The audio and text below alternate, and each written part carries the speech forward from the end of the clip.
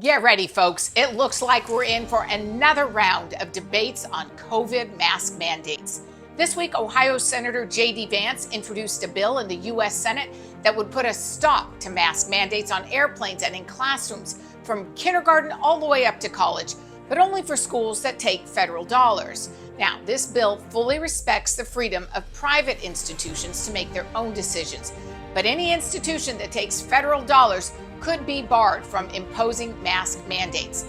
The bill would also prevent state and local governments from imposing similar mandates. Vance tried to speed things up by using a strategy called unanimous consent.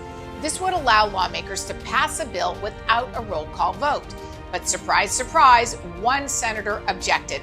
I'll show you the clip in just a moment. But first, let me know in the comments below how you feel about the possibility of mask mandates making a comeback.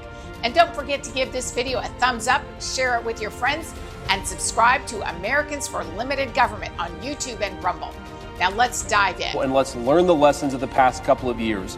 Mandatory masking was a failure. It had costs for very little benefits, and we shouldn't repeat it. Mr. President, as of in legislative session, I ask unanimous consent that the Senate proceed to the immediate consideration of S2738, the Freedom to Breathe Act, which is at desk. Further, that the bill be considered read a third time and passed, and the motion to reconsider be considered made and laid upon the table with no intervening action or debate. Is there objection? Reserving the right to object. Senator from Massachusetts.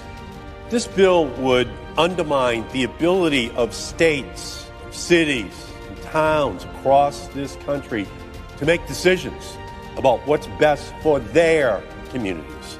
It would silence and hamstring public health experts who have guided our nation out of the darkest days of a pandemic that has killed 1,139,000 people in our country in 3 years.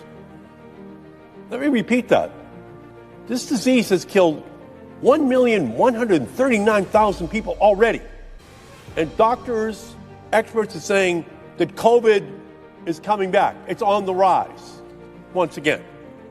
Vance's anti-mandate legislation is an initial attempt to prevent future abuses of power within the executive branch, which could infringe upon the rights and freedoms of the American people.